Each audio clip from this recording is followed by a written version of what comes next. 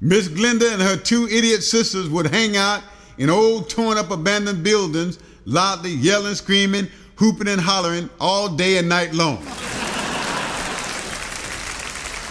Nobody within a 40-mile radius could never ever get any sleep all night long as Glenda and her two ugly idiot sisters, Linda and Lucinda, both stood up on top of other people's houses, usually half naked and as barefooted as a goose, with all their big blabber mouths sprung wide open nearly 3 feet across, loudly yelling, screaming, hooping and hollering at the top of their crazy lunatic voices, while also repeatedly jumping up and down, loudly stomping their big flat feet, while also loudly laughing, sniggling and giggling themselves half to death.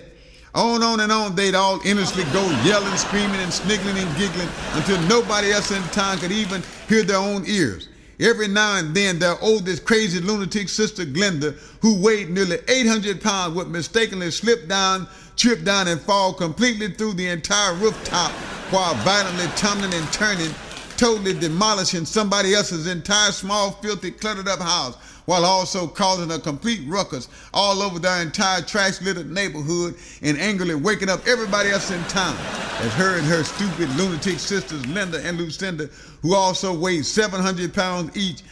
always quickly took off running full speed all over everywhere, still loudly laughing, sniggling and giggling themselves nearly to death, while almost everybody else in town stood outside at 2:30 in the morning, all as upset, frustrated, aggravated, humiliated, without any question, all as mad as they could possibly be. Faster and faster, they all tirelessly ran in and out of other people's houses, still going full speed while tearing down fences, knocking over trash cans, plowing through flower beds, knocking over mailboxes, and splashing through huge, filthy mud puddles, almost unabated, while loudly yelling, screaming, hooping, and hollering, louder and louder. Nearly 1,200 angry, frustrated residents endlessly ran behind them all without any question, all as mad as mules. All that could be heard for nearly 80 miles away would be angry, frustrated residents yelling out, "That blame you three crazy, overstuffed idiots. We completely fed up with all y'all never-ending idiotic behavior, so that blame the luck. Y'all better shut up. We mean it right that smacking now," as they all angrily reached over and grabbed whatever they could get their hands on, long sticks, bats, pipes, clubs, or whatever else they could get their crazy lunatic hands on, while swinging left and right as hard as they all possibly could, as Miss Glenda and both her two idiotic sisters, Linda and Lucinda, all angrily ran up inside every torn up abandoned building they all saw, while still loudly yelling, screaming, hooping and hollering that they all constantly hid inside old torn up boxes,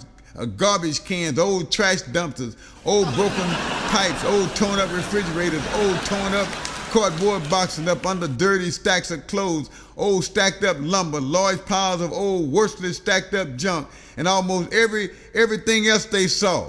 As their oldest crazy lunatic sister, Miss Glenda lapdog Orange, always quickly climbed up on top the roof as fast as she possibly could while wearing absolutely nothing at all but one of her old pair of dirty mismatched socks and her huge dirty see-through yellow nightgown, which by now was always hanging halfway off and usually soaking wet, after she repeatedly ran full speed through several dozen large filthy mud puddles. Once again, on and on she'd tirelessly go, repeatedly jumping up and down, loudly stomping both her big flat feet and cheering both her crazy loudmouth sisters Linda and Lucinda on, as several hundred angry, frustrated residents continually savagely chasing them both all over everywhere, while also repeatedly knocking them down as flat as a dime every few feet or so, and calling them both a stupid, blabbermouthed, overstuffed ignoramus over and over again, nearly 3,000 consecutive times in a row, while loudly laughing, sniggling, and giggling themselves half to death all night long. Sometimes they would angrily hem them both up inside of some old filthy, cluttered up room while running full speed, loudly slam shut the door, savagely beat them both up, snatch off their huge dirty wigs and lock them up inside nearly all night long, as they both stood there tightly stuck inside with their big blabber mouths sprung wide open nearly 3 feet across, still loudly yelling, screaming, hooping and hollering, and now as bald-headed and as barefooted as a goose, throwing angry fists of rage without any question, as upset, frustrated, aggravated, humiliated, and as mad as they both could possibly be. Then after always standing there loudly laughing, sniggering and giggling, her small stupid head nearly off while repeatedly jumping up and down, stomping both her big flat feet. All at once their oldest idiot sister, Miss Glenda Lapdog Owen, would once again mistakenly slip down, trip down, and fall down nearly 40 feet right smack dab all the way through, just like before, loudly tearing up every single thing inside, causing one loud ruckus, and also nearly breaking her